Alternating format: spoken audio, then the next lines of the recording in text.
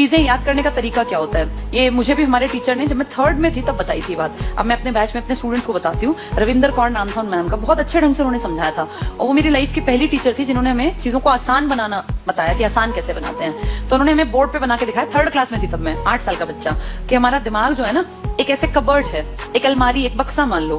हम सब इस बक्से में, दिमाग में, अलमारी में नॉलेज को, इन्फॉर्मेशन को फिट करते हैं। कुछ लोगों की आदत क्या होती है, अगर हम कबर्ड की बात करें अपने या अलमारी की, कपड़ों की अलमारी की, तो संडे को अपने कपड़े धोए, सारे कपड़े उतारे और इकट्ठे करके ठूस दिए अलमारी में।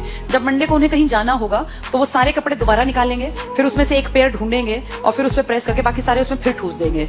फिर उनको दोबारा कपड़े चाहिए तो फिर दोबारा सारा निकालेंगे। टाइम रोज वेस्ट करेंगे। कुछ लोग अपने कपड़ों को बस ऐसे घुसा के और जब जरूरत पड़ेगी तब निकाल लेंगे।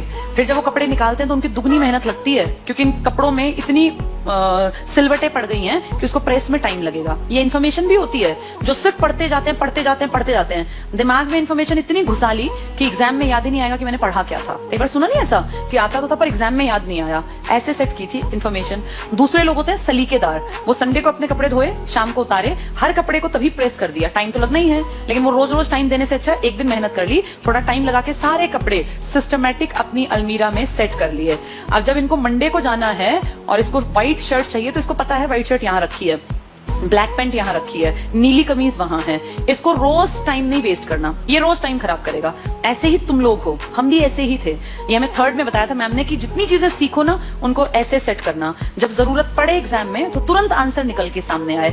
ऐसा ना हो कि मैंने पढ़ तो रखा है यार पर मेरी याद नहीं आ रहा, मुझे याद नहीं आ रहा कि कहाँ था ये, लेकिन मैंने पढ़ा जरूर है। ये इस तरह के लोग होते हैं। जब आपने पढ़ लिया तो ऐसा पढ़ो कि निकला आंसर सामने आ गया। अगर महाराष्ट्र की सीट याद है, 48 है, तो दूसरा थॉट देना ही नहीं। वहां तुम पढ़ो 42, फिर सोचो पता नहीं थी कि नहीं थी, 48, 49, दिमाग एकदम से बोले महा 48 सीट 4 8। जिस दिन तुम ये सीख गए ना कि आंसर कहाँ है, हर एक ऑप्शन नहीं पढ़ना, मेरी नजर ही आंसर ढूंढ रही है, उस दिन सिलेक्शन होगा। अगर तुम चारों पढ़ के विचार करते हो ना तो अभी बहुत ज्यादा तैयारी की जरूरत है, और अभी तो तुम्हारा वही हालत होगी क्योंकि तुम इनिशियल पर हो।